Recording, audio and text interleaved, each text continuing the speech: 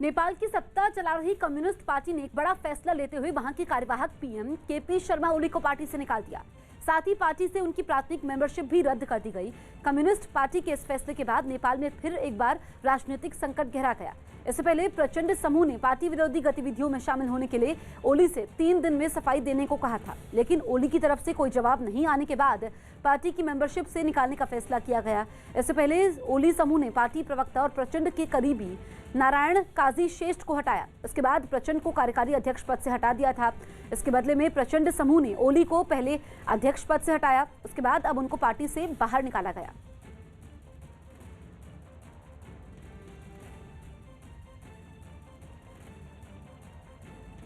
UP के प्रयागराज में पूर्व सांसद अतीक अहमद के करीबियों की दुकानों और मकानों को ढहा दिया गया। आरोप है कि बिना नक्शा पास करवाए अवैध तरीके से उन्हें बनवाया गया था, जिन पर प्रयागराज डेवलपमेंट अथॉरिटी ने कार्रवाई की और पल भर में अवैध दुकानों और मकानों को जमींदोज कर दिया गया। अवैध निर्माण को तोड़ने के लिए 2 खुदाई करने वाली मशीनें लगाई गईं, जो बिना वक्त गवाए दुकानों और मकानों को हर तरफ से ढहाने में जुट गईं। शान से खड़े इन अवैध निर्माण को मलबे के ढेर में तब्दील होने में मशीनों ने जरा भी देर नहीं लगाई। अतीक अहमद के जिन करीबियों पर ये कार्रवाई हुई, उनमें एक का नाम सद्दाम और दूसरे का नाम अकरम है और दोनों के खिलाफ कई आपराधिक मामले दर्ज हैं। अतीक अहमद गैंग के सक्रिय सदस्य भी हैं और इनके द्वारा अवैध रूप से मकान जो बनाया गया है या गिराया जा रहा है। कार्रवाई के दौरान मौके पर किसी तरह का हंगामा ना हो, इसके लिए वहां भारी तादाद में पुलिसकर्मी भी तैनात रहे। यूपी के लखीमपुर खीरी से एक चौंका देने वाला वीडियो सामने आया। वहां जमीन के विवाद में 2 गुटों के बीच हुए हिंसक टकराव ने इलाके को दहशत से भर दिया। बताया गया कि रास्ते को लेकर शुरू हुआ विवाद इतना बढ़ गया कि दोनों गुटों के लोग मारपीट पर उतारू हो गए और एक दूसरे पर लाठियों और डंडों से हमला शुरू कर दिया। हमले के दौरान कई लोग वहां मौजूद थे, लेकिन किसी ने भी बीच बचाव की कोशिश नहीं की। सामने आए एक वीडियो में एक पक्ष के लोग दूसरे पक्ष पर लाठियां बरसाते हुए नजर आए। हमले के दौरान मार खाने से घायल हुआ एक आदमी सड़क पर ही गिर गया, जिसके बाद वहीं चीख पुकार मच गई। इसके बाद भी बवाल नहीं थमा। काफी देर तक ये लोग इसी तरह गुत्थम गुत्था करते रहे। वहीं वीडियो के वायरल होने के बाद पुलिस भी हरकत में आई और मामले की जांच में जुट गई।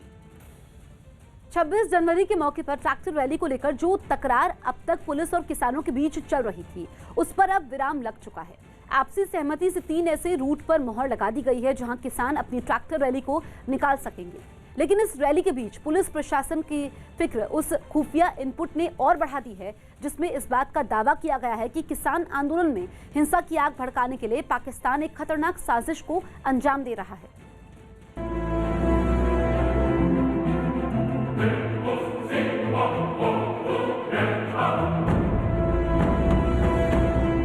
एक ट्रैक्टर रैली 26 जनवरी को, इस पर इन प्रिंसिपल एग्रीमेंट हो गया है।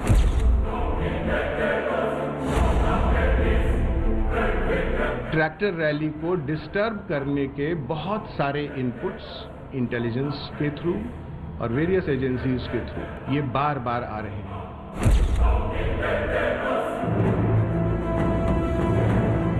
जो लोग इससे जुड़े हुए हैं उनके मन में एक भ्रम पैदा करने के लिए 308 ट्विटर हैंडल पाकिस्तान से जनरेट हुए हैं।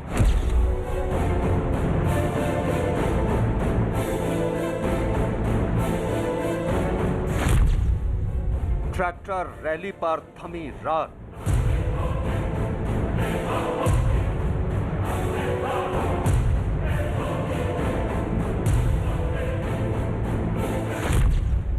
आपसी सहमत से लगी मुहर।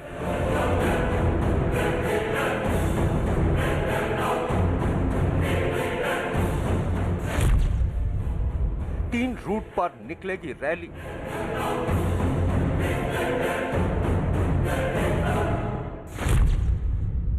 सुरक्षा के होंगे पुख्ता इंतजाम।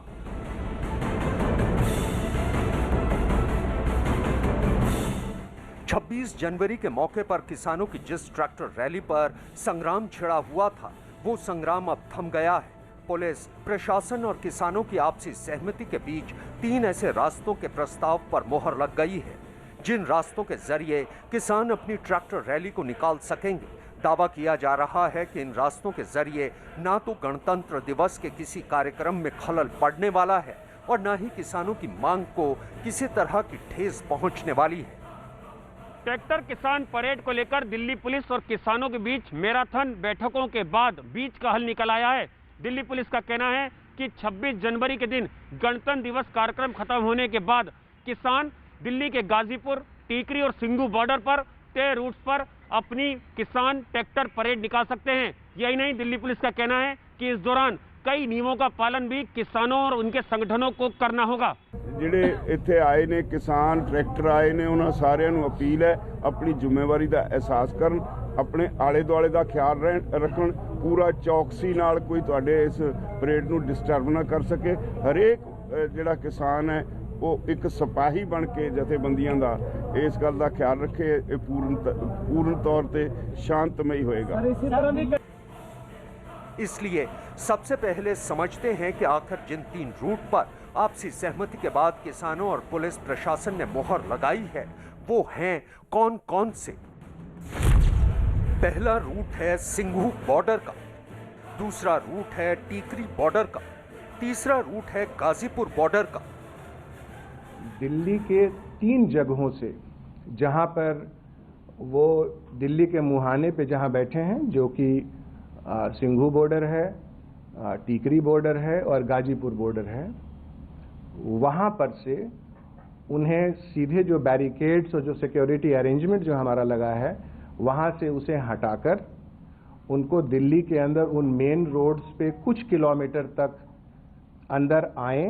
जो सर्कुलेशन है ये एक ऑप्टिमम तरीके से, ये पीसफुल और डिसिप्लिन तरीके से हो, इस पर इन प्रिंसिपल एग्रीमेंट हो गया है। अब इन 3 रूट पर बने उस फॉर्मूले को भी समझिए जिसने किसानों और पुलिस प्रशासन के बीच हुई बातचीत की राह को आसान कर दिया। जिक्र करते हैं पहले रूट यानी सिंघू बॉर्डर का। यहां से ट्रैक्टर रैली का जो रूट तय किया गया है वो संजय गांधी ट्रांसपोर्ट नगर, कंझावाला, बबाना और चंदी बॉर्डर और हरियाणा तक तय किया गया है। इस रूट की कुल दूरी करीब 64 किलोमीटर आंकी गई है। रूट नंबर 2 जो कि टीकरी बॉर्डर से शुरू हो रहा है वो नांगलोई, नजफगढ़, झड़ौदा, बादली और कुंडली मानेसर पलवर एक्सप्रेस वे तक तय किया गया है, जिसकी दूरी करीब 60 किलोमीटर है। इसी तरह तीसरे रूट का भी नक्शा तैयार किया गया है। गाजीपुर बॉर्डर से शुरू होने वाला यह रूट अप्सरा बॉर्डर और डासना तक तय किया गया है। इस रूट की दूरी करीब 40 किलोमीटर है। सेलिब्रेशन और रिपब्लिक डे सिक्योरिटी अरेंजमेंट का जो आर्टेरियल रोड्स जो रिक्वायरमेंट है उससे थोड़ा पहले उनको दाहिने बाएं टर्न कराकर एक रेस्पेक्टेबल स्ट्रेच, जो अगर उसको हम उसका आकलन करें तो करीब 63 से 64 किलोमीटर का स्ट्रेच टीकरी बॉर्डर से एंटर करने पर, और वही करीब 62-63 किलोमीटर का स्ट्रेच जब हम सिंघू बॉर्डर से एंटर करते हैं तब, और गाजीपुर से जब एंटर करते हैं तो तकरीबन 46 किलोमीटर का जो स्ट्रेच जो टोटल साइकिल है, और जो एक्सपेक्टेड ट्रैक्टर्स की संख्या है वो इस तरह से डिस्ट्रीब्यूटेड हो कि ये जो सर्कुलेशन है ये एक ऑप्टिमम तरीके से, ये पीसफुल और डिसिप्लिन तरीके से हो, इस पर इन प्रिंसिपल एग्रीमेंट हो गया है। दरअसल दिल्ली पुलिस को लगातार इस बात के इनपुट मिल रहे हैं कि किसान आंदोलन और ट्रैक्टर रैली की आड़ में किसी खतरनाक साजिश को अंजाम दिया जा सकता है। चौंकाने वाली बात यह है कि अब इस मामले में पाकिस्तान का नाम भी सामने आने लगा है। यही वजह है कि दिल्ली पुलिस की चिंता और ज्यादा बढ़ी हुई है।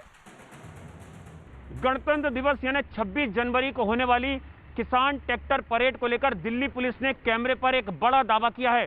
दिल्ली पुलिस ने खुलासा करते हुए ये कहा है कि 308 पाकिस्तानी ट्विटर हैंडल गड़बड़ी फैलाने की मंशा से लगातार काम कर रहे हैं। यही नहीं, दिल्ली पुलिस ने कैमरे पर यह बात भी कबूल करी है कि पाकिस्तानी बेस आतंकवादी और कई असामाजिक तत्व जो हैं वो किसान रैली पर नजर गड़ाए हुए हैं और 26 जनवरी को किसी बड़ी वारदात को अंजाम दे सकते हैं। यही वजह है कि दिल्ली पुलिस ने ट्रैक्टर किसान रैली को लेकर अभूतपूर्व सुरक्षा इंतजाम किए हैं और किसानों से भी अपील करी है कि वो शांति व्यवस्था बनाए रखें। दिल्ली पुलिस का दावा है कि गणतंत्र दिवस और ट्रैक्टर रैली के बीच पाकिस्तान के आतंकी संगठन भी सक्रिय हो गए हैं। खास बात यह है कि माहौल को खराब करने के लिए इस बार पाकिस्तान सोशल मीडिया को अपना हथियार बना रहा है। दिल्ली पुलिस को इस बात के पुख्ता सबूत हाथ लगे हैं कि पाकिस्तान से ऐसी ही किसी साजिश को अंजाम देने के लिए 308 ट्विटर हैंडल को जनरेट किया गया है। इन ट्विटर हैंडल पर देश में माहौल बिगाड़ने की साजिश रची जा रही है। जितने जो लोग इससे जुड़े हुए हैं उनके मन में एक भ्रम पैदा करने के लिए 308 ट्विटर हैंडल पाकिस्तान से जनरेट हुए हैं और वो कॉन्टिन्यूअस इस पर काम कर रहे हैं ताकि एक कंफ्यूजन की स्थिति पैदा हो, एक वैमनस्यता की स्थिति पैदा हो।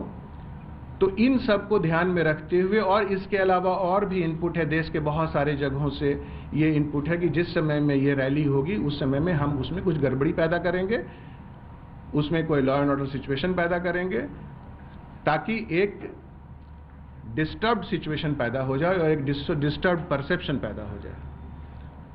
तो इसका भी ध्यान रखते हुए इस विषय पर भी उनके साथ एक सशक्त संवाद पैदा किया। दिल्ली पुलिस के पास ये अकेला इनपुट नहीं है।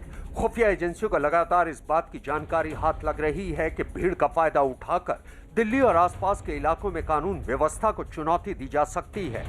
यही वजह है कि दिल्ली पुलिस के साथ साथ किसान भी न सिर्फ इस रैली की मॉनिटरिंग का दावा कर रहे हैं बल्कि इस बात का भी दावा कर रहे हैं कि अगर किसी भी तरह से कोई रैली के बीच में गड़बड़ी फैलाने की कोशिश करता है तो उसका जवाब दिया जाएगा।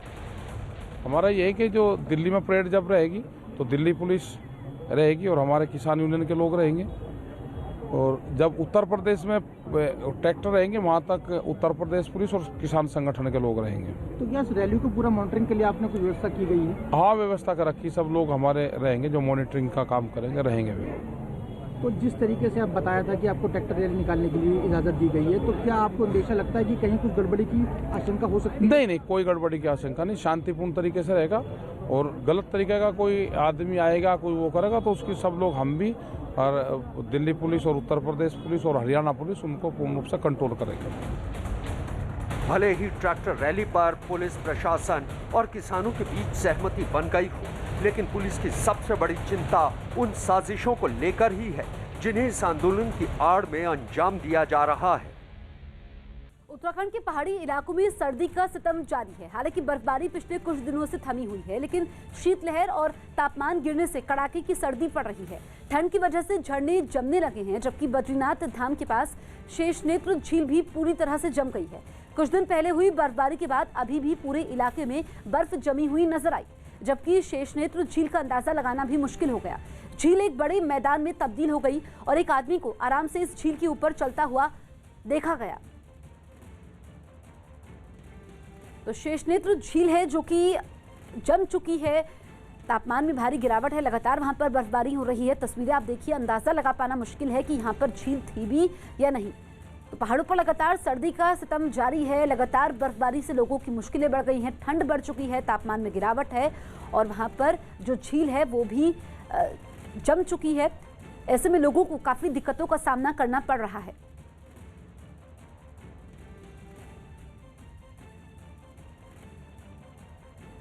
कुछ ऐसी ही तस्वीरें केदारनाथ से भी सामने आई। मंदिर के आसपास का पूरा इलाका बर्फ की चादर से ढका हुआ नजर आया।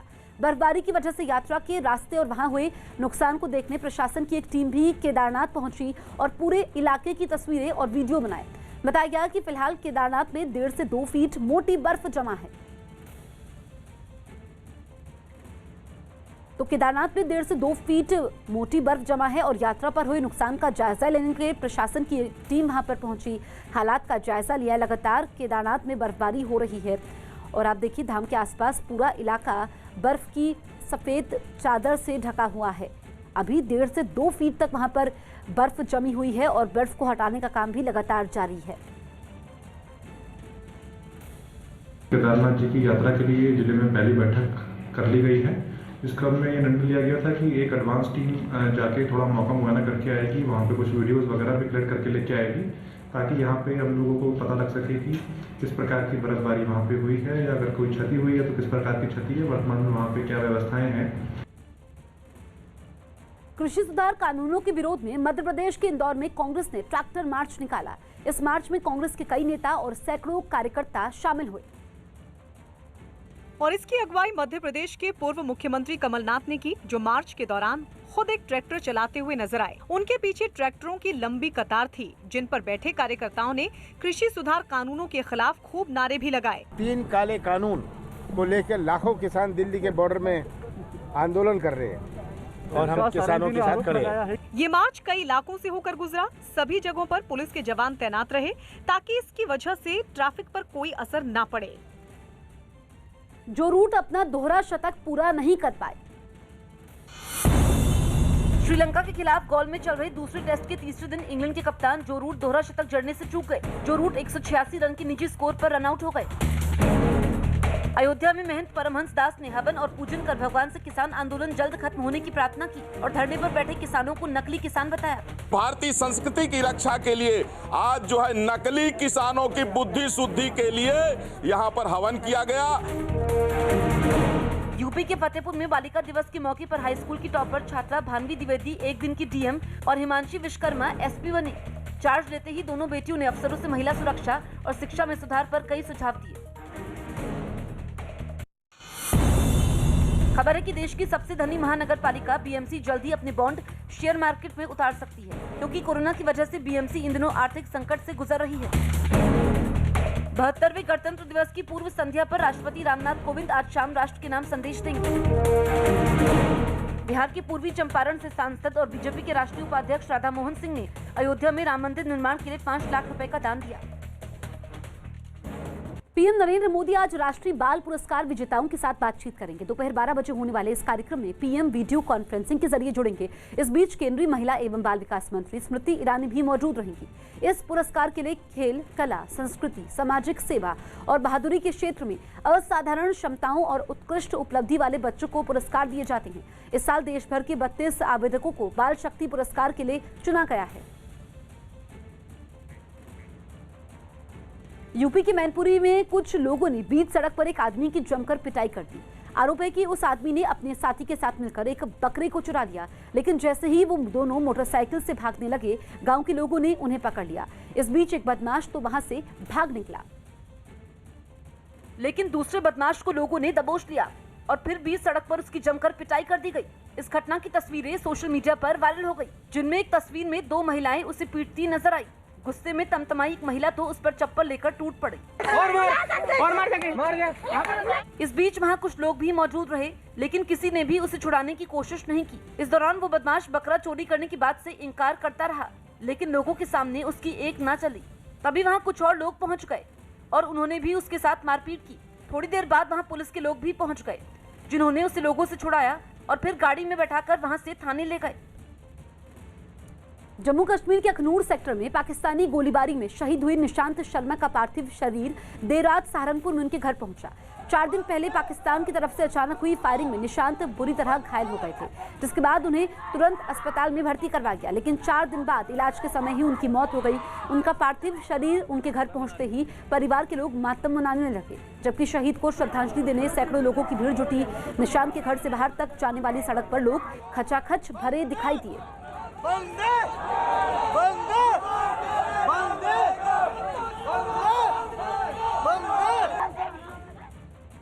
ये घटना बहुत ही पीड़ाजनक है और हम सब लोगों को इस घटना का बहुत ही दुख है।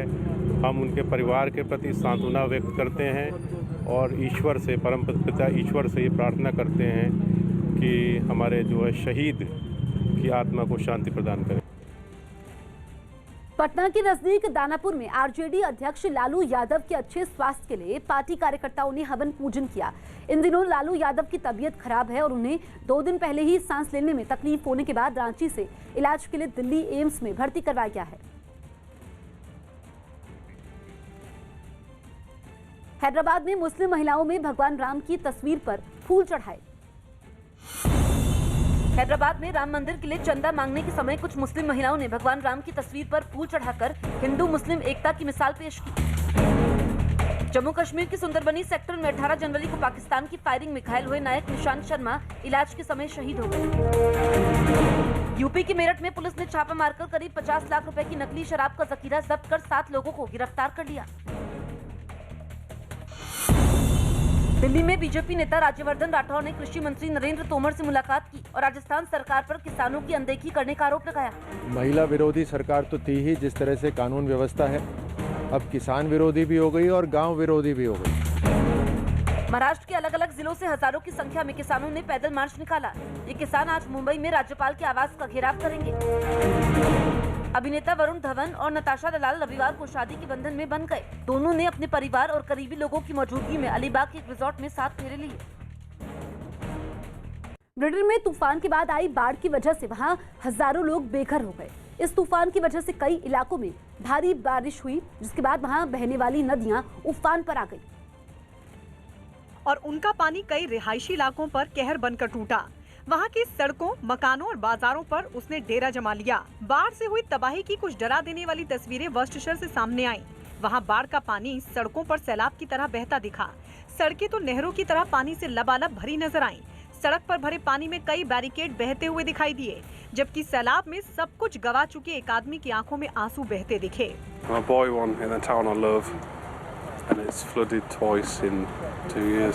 बाढ़ के आगे सब बेबस दिखाई दिए। ऐसा लगा जैसे शहर झील में तब्दील हो गया हो। सड़कें तो कमर तक पानी में डूब गईं। कुछ लोग तो अपने घरों में कैद ही हो गए, जबकि कई लोग घर छोड़ने पर मजबूर हो गए। हालांकि बचाव दल के लोग घरों से पानी निकालने की कोशिश में जुटे दिखे। दिल्ली के सिंघू बॉर्डर पर चल रहे किसान आंदोलन से एक हैरान करने वाला वीडियो सामने आया, जिसमें मोटरसाइकिल पर स्टंट करने वाले 2 लड़कों ने वहां मौजूद किसानों को अपना करतब दिखाकर समर्थन दिया। ये दोनों स्टंटबाज जयपुर से वहां पहुंचे और पिछले कई दिनों से आंदोलन कर रहे किसानों के बीच उन लोगों ने खतरनाक स्टंट किए। सामने आए वीडियो में दिखा कि खचाखच भरी भीड़ में दोनों स्टंटबाज कभी बाइक पर एक पांव से खड़े हो रहे थे, तो कभी पिछले चक्कों पर अपनी मोटरसाइकिलों को घुमा रहे थे। कभी बहुत ज्यादा तेज दौड़ लगाकर अचानक उन्हें रोक दे रहे थे। हम इनका जोश कम नहीं होने देंगे, चाहे कैसी भी स्थिति हो, हम हर वक्त आते रहेंगे। पेशेवर स्टंटबाजों ने ये भी बताया कि वो लोग आंदोलन में शामिल किसानों का मनोरंजन करने के लिए सिंघू बॉर्डर पहुंचे हैं। उत्तराखंड के पहाड़ी इलाकों में सर्दी का सितम जारी है। हालांकि बर्फबारी पिछले कुछ दिनों से थमी हुई है, लेकिन शीतलहर और तापमान गिरने से कड़ाके की सर्दी पड़ रही है। ठंड की वजह से झरने जमने लगे हैं, जबकि बद्रीनाथ धाम के पास शेषनेत्र झील भी पूरी तरीके से जम चुकी है। कुछ दिन पहले हुई बर्फबारी के बाद अभी भी पूरे इलाके में बर्फ जमी है, जबकि शेषनेत्र झील का अंदाजा लगाना मुश्किल है। झील एक बड़े मैदान में तब्दील हो चुकी है और एक आदमी को आराम से इस झील के ऊपर चलता हुआ दिखाई दिया।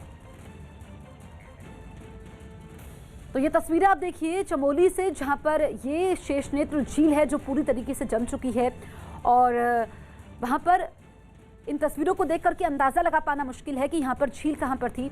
दरअसल लगातार बर्फबारी हो रही है, जिससे तापमान में भारी गिरावट है, सर्दी बढ़ चुकी है, आम लोगों की दिक्कतें काफ़ी ज़्यादा बढ़ गई हैं और लोग खासे परेशान हैं इस बर्फबारी की वजह से।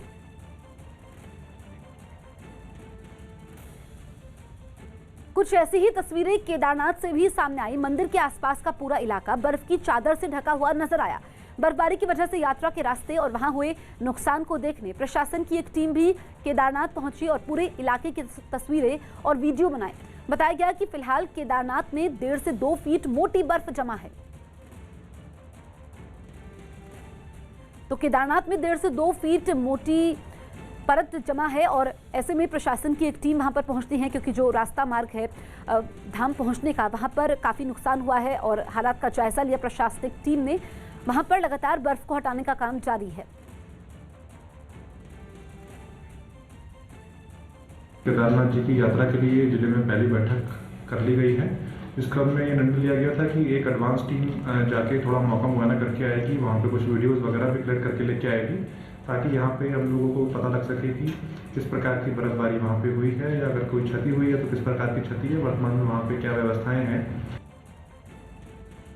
कृषि सुधार कानूनों के विरोध में मध्य प्रदेश के इंदौर में कांग्रेस ने ट्रैक्टर मार्च निकाला। इस मार्च में कांग्रेस के कई नेता और सैकड़ों कार्यकर्ता शामिल हुए और इसकी अगुवाई मध्य प्रदेश के पूर्व मुख्यमंत्री कमलनाथ ने की, जो मार्च के दौरान खुद एक ट्रैक्टर चलाते हुए नजर आए। उनके पीछे ट्रैक्टरों की लंबी कतार थी, जिन पर बैठे कार्यकर्ताओं ने कृषि सुधार कानूनों के खिलाफ खूब नारे भी लगाए। 3 काले कानून को लेकर लाखों किसान दिल्ली के बॉर्डर में आंदोलन कर रहे हैं और हम किसानों के साथ खड़े हैं। ये मार्च कई इलाकों से होकर गुजरा। सभी जगहों पर पुलिस के जवान तैनात रहे ताकि इसकी वजह से ट्रैफिक पर कोई असर न पड़े।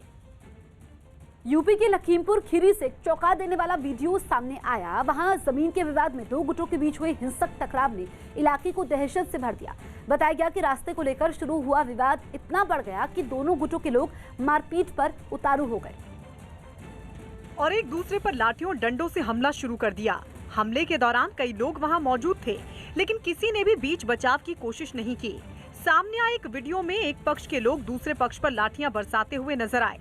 हमले के दौरान मार खाने से घायल हुआ एक आदमी सड़क पर ही गिर गया, जिसके बाद वहीं चीख पुकार मच गई। इसके बाद भी बवाल नहीं थमा। काफी देर तक ये लोग इसी तरह गुत्थम गुत्था करते रहे। वहीं वीडियो के वायरल होने के बाद पुलिस भी हरकत में आई और मामले की जांच में जुट गई। ये खबर चीन और पाकिस्तान जैसे मुल्कों की होश उड़ाने वाली है, क्योंकि जोधपुर के आसमान में भारत और फ्रांस के बीच एक ऐसे युद्धाभ्यास को अंजाम दिया गया जिसमें पहली बार भारत की तरफ से रफाल विमानों ने हिस्सा लिया। सुखोई और मिराज जैसे घातक लड़ाकू विमानों के बीच जब इस युद्धाभ्यास को अंजाम दिया गया तो दुश्मन मुल्क थर-थर कांप उठे।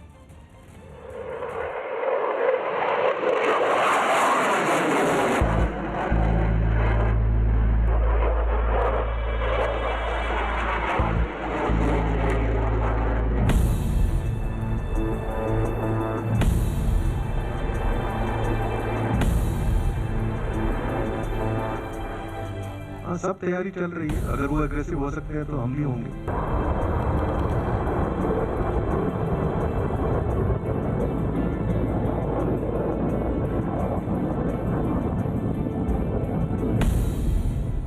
आसमान में राफाल की गर्जना।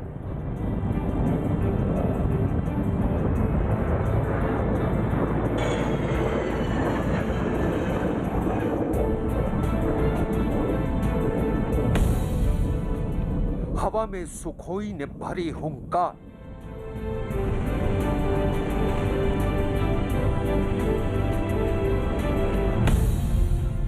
रेत के समंदर से उठा मिराज का तूफान।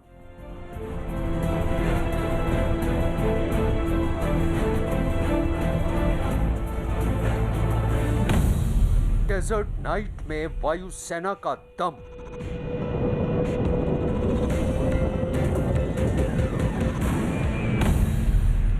चीन को दहशत में लाने वाला युद्धाभ्यास।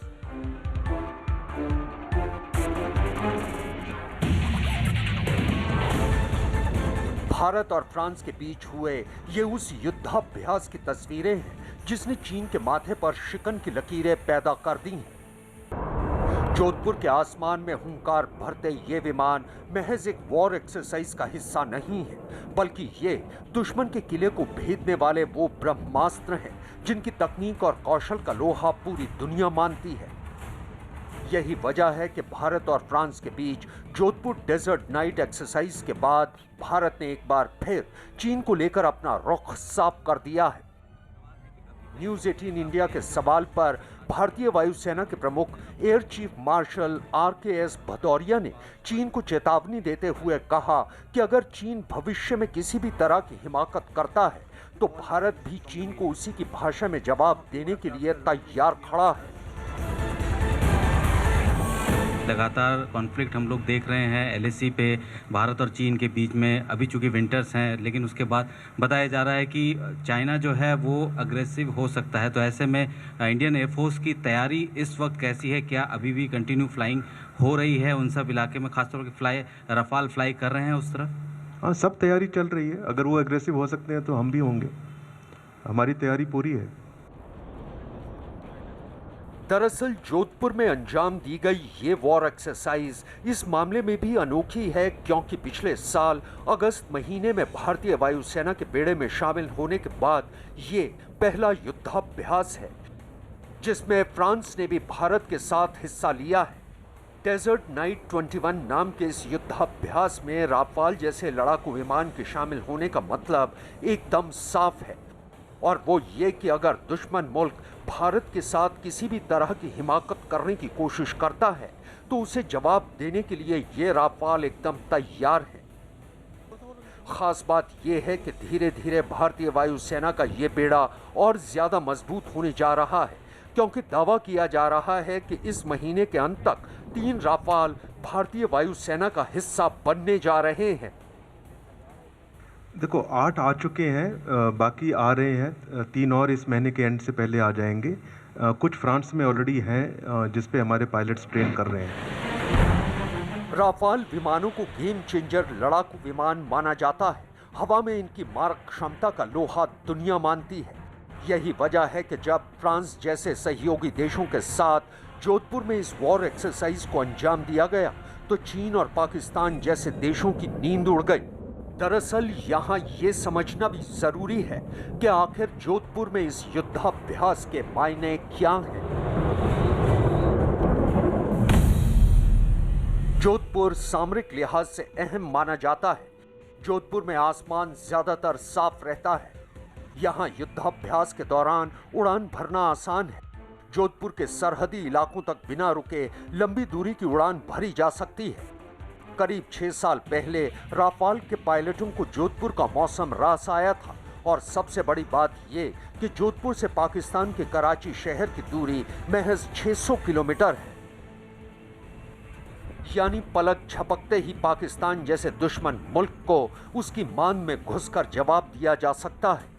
2 फ्रंट वॉर के मद्देनज़र भारतीय वायुसेना अपने आप को तैनात कर रही है, तैयार कर रही है उन सब मोर्चों पे जहां से कि भारत के जो दोनों दुश्मन हैं यानी कि चाइना और पाकिस्तान, उनको एक साथ मज़ा चखाया जा सके। इस वक्त हम लोग जोधपुर में हैं और यहाँ से अगर बात करें कराची, जो कि उनका एक व्यापारिक हब माना जाता है, कैपिटल माना जाता है पाकिस्तान का, महज 600 किलोमीटर जो है उसकी एरियल डिस्टेंस ट्रैवल है।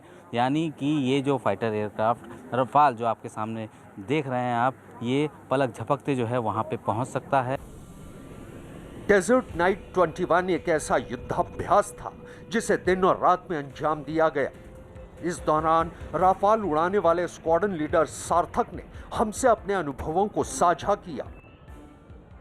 मैंने इससे पहले मिग 27 एयरक्राफ्ट फ्लाई किया है और अब मैं राफेल फ्लाई कर रहा हूँ। राफेल जैसा कि आप जानते हैं ये 4.5 जनरेशन एयरक्राफ्ट है, बहुत ही आधुनिक एयरक्राफ्ट है, आधुनिक चीज़ों से लेस है, और वो हर जहाज़ की अपनी कुछ खूबियाँ होती हैं, वो अपने कुछ टास्क होते हैं, उसको निभाने में हर जहाज़ इंडियन एयरफोर्स में पूरी तरीके से सक्षम है।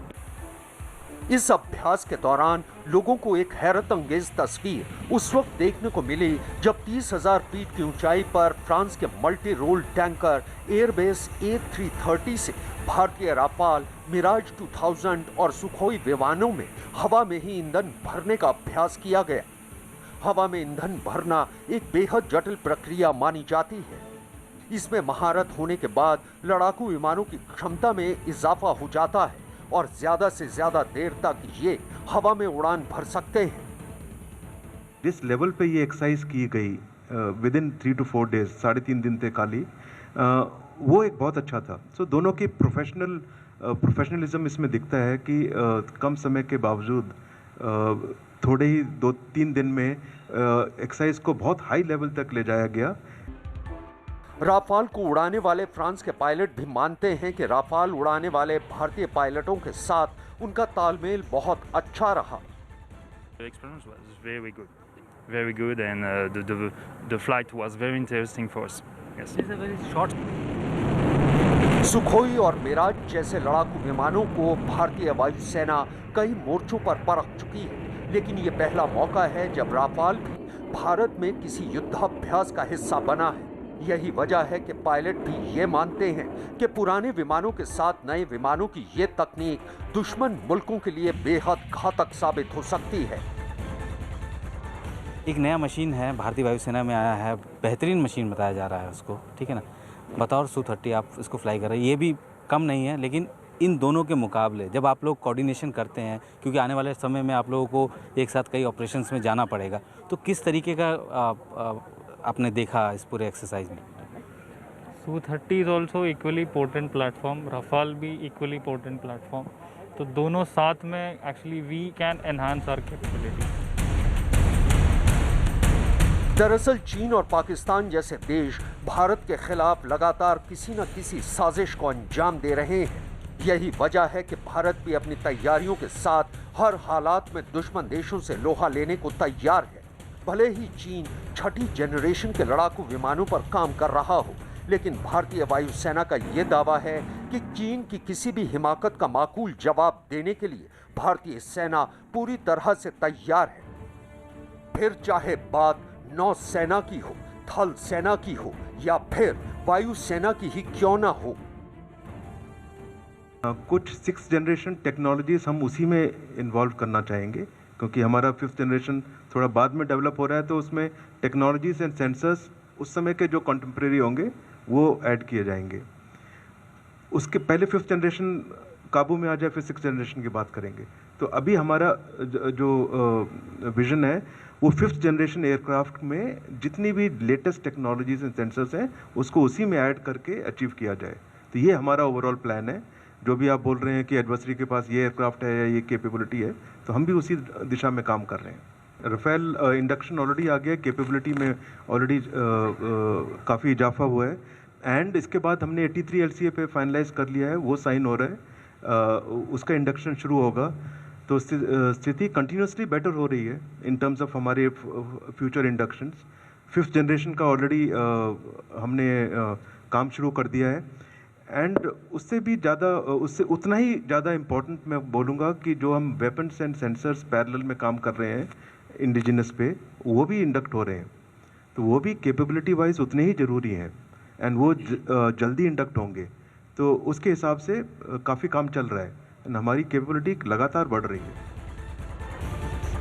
फ्रांस और भारत के बीच ये सहयोग बेहद पुराना है। माना जा रहा है कि आने वाले दिनों में भी दोनों देशों के बीच रक्षा सहयोग बरकरार रहेगा, क्योंकि दोनों देशों के बीच आपस का यही तालमेल न सिर्फ दुश्मन देशों को माकूल जवाब देने का काम करेगा, बल्कि सैन्य शक्ति में भी इजाफा होगा।